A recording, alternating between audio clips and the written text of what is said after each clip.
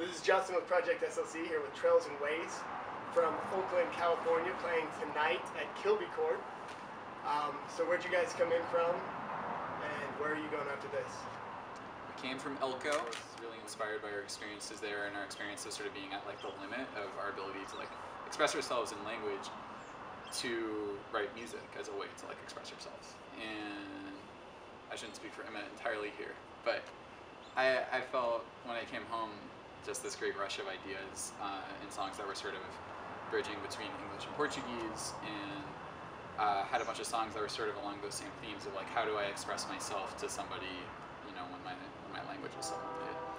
And this album came together with a number of songs sort of around those themes. There's Nunca on there, which is like really explicitly around an experience I had in Brazil. There's a song called Mountain Tune, which is like somebody at their like romantic limits of expression, or limits of romantic expression, if you will.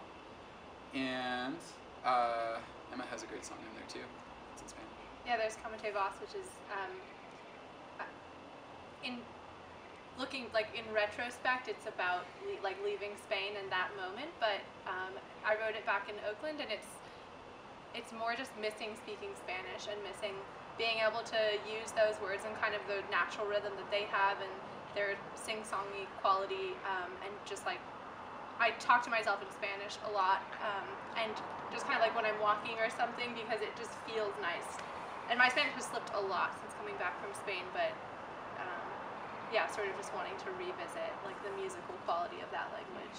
Yeah, there's a huge difference, and it also just feels easier to say things sometimes in another language that might sound really corny in English if you were to say them straight out. Totally. And you can say things that are very kind of like direct and, you know, not couched in anything. It's just like you're just saying that exactly what you are thinking in that language. And if you were to say it that explicitly in English, it would sound like a terrible lyric. So how did you guys form? Where did Trails and Ways, how did you guys meet and kind of begin your musical careers together as Trails and Ways? I'll take this one. Okay, so we started in Berkeley, California. We all attended UC Berkeley, although the band did not start when we were in UC Berkeley. But Keith and I were actually roommates in college, and he had his own musical projects and I had my musical projects, and we talked a lot about music. Again, didn't really play, and it really wasn't until about 2 years after I graduated that Keith had sort of taken his foyer off to Brazil, and shortly after coming back, I want to say within a week or less of him coming back from Brazil, we were at a party together, and he said, I have this new song that I'm really excited about. And I, being kind of the producer that I am, and having worked on a lot of projects as a producer, you know, wanted to hear it, wanted to hear what it sounded like. And I guess, yeah, that was the beginning. We put out a few songs as Trails first, and then we sort of reinitiated ourselves as Trails and Ways and became a full band in January of 2012. And so since January of 2012, that's when we started really putting out songs, you know, with the Spanish influence, and kind of trying to be a real band. So yeah, and that started with Nunca and Mountain Tune last year. And did you guys individually start playing music? You know, what age, what instrument, and then kind of how did your music career or producing career kind of blossom from there? We'll start over with Ian, who was kind of moving over to him. So I started playing drums around age 4. Yeah, so I was about 4 years old. I got a snare drum pad, and my mom really wanted me to be like an orchestral timpani player. That was her vision for me, that I would sort of grow up to be a timpani player. And so I took lessons, did a lot of classical music up through junior high. In junior high, I decided I wanted to play drum set, so I started playing in jazz bands and actually started my first kind of rock band at that point. And then, yeah, I was probably in 7 or 8 or 9 bands of varying degrees of seriousness, some being very unserious, and some a little bit more so, until this band. So yeah, I've also done, as I mentioned, a lot of production work. Every band I was in, I was kind of the producer. Anytime we'd go into the studio, I was the one figuring out how to I also have an unreleased solo project that may see the light of day at some point, which was really where I kind of honed my chops. I spent almost a year on that, just producing that prior to this project. So, but yeah, this thing just took off, so it never got released. Yeah, that's my story. I started playing when I was like 3, playing piano and violin, and just like playing classical music like all through high school. So yeah, I was always in like after school like summer programs and stuff like that. Then in like high school, I started playing guitar a little bit and sort of started exploring like music that wasn't just classical. And in college, I took a bunch of like jazz classes and theory and stuff, and so yeah, just been playing violin and guitar mostly. Still like try to keep playing in other projects in the Bay. Yeah, keep it varied. I didn't really start playing music until basically right around when I graduated high school. When I came to college, my dad got me a guitar and started playing that a lot and just learning little songs by microphones and Elliott Smith, and started writing them about a year after that. And then in college had a little unserious solo project that was a lot of fun with a guitar.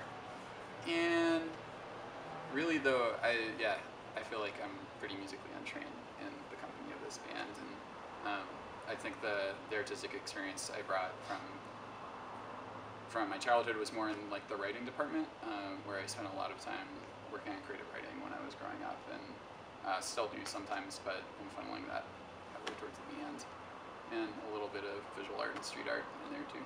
So anyway. I also started playing piano when I was little, about 5, but I did an ear training form of piano where you are supposed to learn how to read music at some point, but I never did. And then when I was in maybe 7th grade, I stopped playing music because it wasn't cool, and it was this weird thing where you had to like cut one class to go to music class, and it just, I don't know. I got into other things, and then my junior year of high school, I had this like intense feeling of, oh my god, I have to play music again, what am I doing?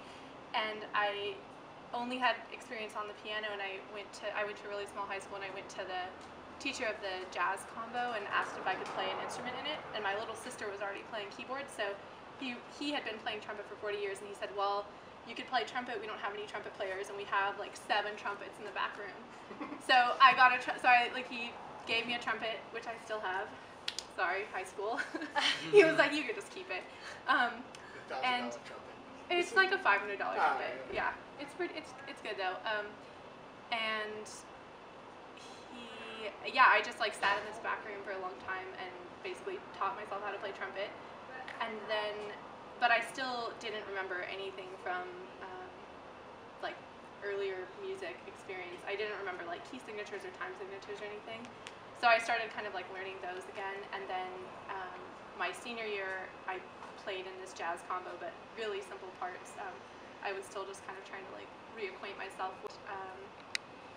Then in college I joined the marching band because I wanted to keep playing trumpet, and I was like physically fit, and so I thought that, you know, if I'm fit enough to march, then maybe the musical bar will be a little bit lower, and that was true. I mean, it was hard for me, but yeah, so I did that for a few years, and I actually started out majoring in music, thinking, like, I was so stoked on music. I was like, I'm gonna major in music, and then I was like, you can just take classes.